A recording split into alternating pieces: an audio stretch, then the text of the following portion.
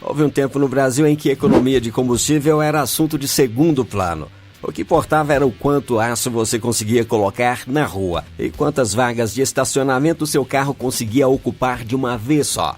Carro bom precisava ser grande, precisava ser pesado, precisava impor respeito antes mesmo de um motorista desligar o motor. No vídeo de hoje vamos relembrar de 10 iates terrestres que dominaram nossas estradas, quando ser gigante era a única forma de mostrar quem mandava no asfalto. Abrimos a nossa lista com a Caravan, a estancieira do asfalto. Lançada em 1975, ela não era apenas uma perua, era uma declaração de logística e sucesso. Derivada do Opala, ela herdou o porte imponente e a frente de tubarão, mas adicionou um porta-malas que muitos comentários descrevem até hoje como um buraco negro que aceitava uma mudança inteira. Na memória do povo, a Caravan é o cenário dos rituais de fim de ano. Quem não se lembra do teto carregado de malas? A família inteira nos bancos de veludo e o cachorro no fundo. Ter uma versão Commodore ou Diplomata nos anos 80 era o auge. Ela tinha o peso social do Opala, com a versatilidade de um cargueiro. Era o SUV de luxo de uma era que nem conhecia essa sigla. Muitos donos lembram com orgulho que a Caravan não balançava, ela navegava. O status vinha da postura de carro de família rica parada na calçada. Quem tinha uma Caravan passava mensagem de vida resolvida e pés na estrada. Era o tamanho a serviço da liberdade, unindo o ronco do motor 6 cilindros com o silêncio de quem sabia que não precisava de mais nada para conquistar o Brasil. E o Magnum. Lançado em 1979, esse carro foi a resposta audaciosa da Chrysler para tentar manter a coroa do luxo no Brasil. Ele surgiu num momento crítico. O mundo ainda sentia as cicatrizes do choque do petróleo de 1973 e já encarava uma nova crise energética. Enquanto o mercado pedia economia, o Magnum entregava uma afronta sobre rodas. Ele era a evolução refinada do Dart, ostentando teto de vinil estilo Landau e 4 faróis retangulares escondidos por uma grade que impunha respeito imediato. O charme do Magnum residia exatamente no seu descaso com o preço da gasolina. Equipado com o lendário V8 318, o maior motor nacional da época, ele era o carro do empresário que queria o máximo de conforto americano, com um visual que gritava modernidade. Seus bancos de veludo e o painel completo ofereciam uma experiência de hotel 5 estrelas. Muita gente lembra do Magnum como o último dos moicanos. Ele representou o fim de uma era onde ser grande e sedento não era um defeito, mas um símbolo de poder. Se eu posso bancar, eu banco. Foi o último sopro de liberdade da Chrysler antes da Volkswagen assumir a operação no país, deixando a memória de um gigante que nunca pediu desculpas por ocupar tanto espaço e beber tanto combustível. O Santa Matilde não era apenas um carro, era um manifesto de exclusividade. Ele nasceu da frustração do empresário Humberto Pimentel, que, insatisfeito com as opções do mercado, decidiu criar o veículo mais sofisticado do Brasil. Produzido entre 1978 e 1997, o SM utilizava a robusta mecânica 4.1 do Opala, sob uma carroceria de fibra de vidro reforçada, unindo o torque bruto nacional a um design que flertava com o luxo europeu. Durante anos, ostentou o título de carro mais caro do país.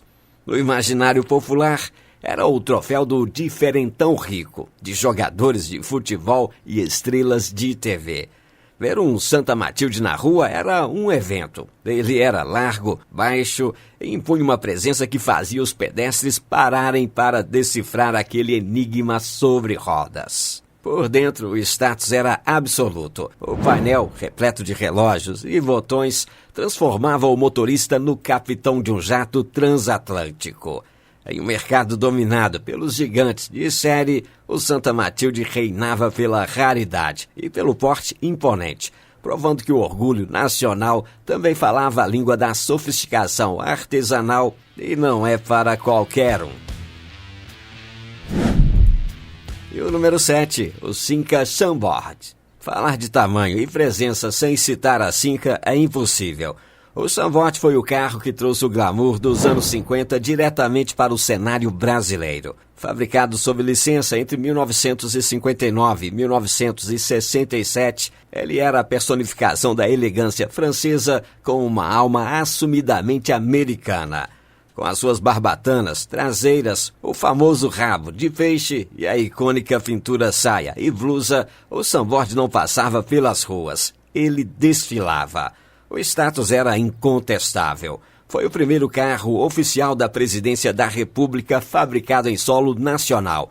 Imortalizou-se na cultura popular como a montaria do vigilante rodoviário.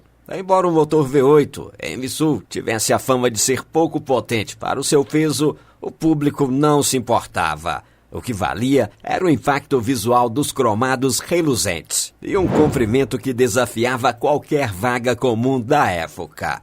Em um Brasil de ruas ainda poeirentas, o Sunboard era um evento social ambulante, o símbolo de uma era onde o luxo era medido em metros de lataria e puro estilo. O Del Rey é a prova de que o status, às vezes, prefere o silêncio à velocidade. Lançado em 1981 como o sucessor refinado do Corcel 2, ele herdou o DNA do Landau e o comprimiu em um sedã que vendia dignidade. Enquanto os rivais buscavam performance, o Del Rey oferecia uma catedral sobre rodas. Entre os entusiastas, ele é o eterno carro do doutor. Advogados e gerentes de banco adoravam o seu desfile macio, ignorando o motor 1.6 CHT, que não corria, mas flutuava.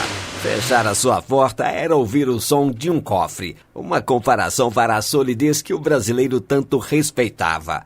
Com seu icônico relógio digital azul no teto e bancos de veludo navalhado, esse carro transformava qualquer trajeto urbano em uma viagem de primeira classe, provando que ser grande era, acima de tudo, uma questão de postura. E o número 5, o Ômega. Ele desembarcou em 1992 e não apenas substituiu o Opala, mas fez o tempo parar. Apelidado de Absoluto, esse carro trouxe o porte europeu e uma aerodinâmica que desafiava as leis da física da época. Enquanto os rivais pareciam caixotes, o Ômega era um jato rente ao asfalto. O grande orgulho dos entusiastas é a sua tração traseira, aliada aos motores 3.0 alemão e ao lendário 4.1 nacional. Na memória de quem viajava, o Ômega era o carro que grudava no chão e mantinha um silêncio absoluto mesmo em altas velocidades. Ser levado no banco de trás de um Ômega CD era o auge da hierarquia corporativa nos anos 90. Ele encerrou a era dos gigantes nacionais com uma engenharia tão refinada que até hoje faz qualquer SUV moderno parecer um brinquedo de plástico. E o número 4, a Veraneio. Se grande e pesado é orgulho, a Veraneio entra como volume físico. Ela não era apenas um utilitário, era uma instituição sobre rodas. Com o chassi da caminhonete C10, ela entregava o maior volume físico que uma placa de passeio poderia ostentar. No asfalto, a Veraneio era uma embarcação que ignorava imperfeições. A sua suspensão era tão macia que muitos dizem que ela não passava por lombadas. Ela as navegava, balançando as crianças no banco traseiro, que mais parecia uma cama de solteiro, até o sono chegar.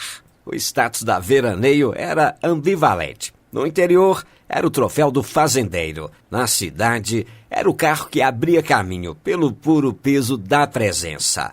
Entre o glamour da família rica viajando com 8 pessoas e o silêncio temeroso que ela impunha como viatura policial, uma coisa era certa. Nada era mais intimidador do que ver aquela grade imensa crescendo no retrovisor ao som do robusto 6 cilindros. Ela foi o SUV brasileiro muito antes do termo existir, provando que o respeito se conquista com aço e autoridade. Se o Landau era o silêncio, O Dodge era o trovão. O Dart e o lendário Charger RT são os muscle cars definitivos do Brasil. Com o colossal V8 318 sob o capô, esses gigantes não apenas andavam, eles deslocavam o eixo da terra. Ter um Dodge era ostentar status na forma de intimidação sonora. Até hoje muita gente lembra que o balanço da carroceria a cada cutucada no acelerador parecia o despertar de um vulcão. Enquanto outros buscavam o luxo, o Dojão buscava o asfalto. Com as suas faixas esportivas e teto de vinil, ele era o troféu da juventude dourada. Quem pilotava um desses não queria apenas chegar, queria ser anunciado pelo ronco borbulhante a 2 quarteirões de distância. É o orgulho bruto que deixa marcas de pneu e respeito instantâneo por onde passa. E o número 2, o Diplomata. Ele é o símbolo máximo da ascensão brasileira. Tio Galaxy era o carro do estado, o Opala Diplomata era o troféu de quem venceu pelo próprio esforço. Ele não precisava gritar, sua autoridade era silenciosa. Com o lendário motor 4.1, o Diplomata unia a brutalidade do torque com o luxo que fazia os concorrentes parecerem rústicos. Nos clubes, ele é chamado de o rei da estrada. Ver um exemplar impecável hoje é como encontrar um lingote de ouro sobre rodas. Ele flutuava no asfalto com o cheiro característico do veludo navalhado e o som metálico da partida que é música para os entusiastas. Ter um Diplomata era assinar um termo de respeito. Ele era ágil para um gigante, mas pesado o suficiente para fazer qualquer um abrir passagem no retrovisor. É o orgulho nacional medido em suor e cilindrada. Mas nenhum outro carro no Brasil ousa desafiar o Ford Galaxy. Com seus monumentais 5 metros e 41 centímetros, ele não era um veículo. Era uma extensão do território nacional. O Landau, a sua versão mais suntuosa, era um palácio sobre rodas, o ápice de uma pirâmide onde só habitavam presidentes, reis e ministros. Ele não seguia as regras do mercado, ele era o próprio mercado. A sua direção era tão leve que os donos juram manobrar essa banheira de 2 toneladas com um dedo mindinho. O motor V8 302 trabalhava em um sussurro, transformando a cabine em uma célula de silêncio, isolada do caos exterior. Se hoje o mundo valoriza o compacto e o plástico, o Galaxy permanece como a prova viva de que no Brasil o aço já foi sinônimo de cerimônia. Ele não era apenas grande, ele era a própria definição do orgulho de ser pesado. Esses grandões contam a história de um Brasil que não tinha pressa, mas exigia presença. Hoje em dia as garagens encolheram e os carros viraram eletrodomésticos. Mas a alma raiz ainda vive nesses metros de aço e litros de cilindrada. Mas e você? Prefere a segurança de um SUV de plástico ou a coragem de domar um tanque desses? Se pudesse colocar um deles na sua garagem agora, qual seria? Comenta aí. Não esquece de deixar o seu like e se inscrever aqui no Top Carros. Eu vou deixar outro vídeo para você aqui nos cards. Basta clicar aqui nesse card que você vai assistir, tá bom? Eu vou ficando por aqui. Mais uma vez o meu muito obrigado e até o nosso próximo vídeo.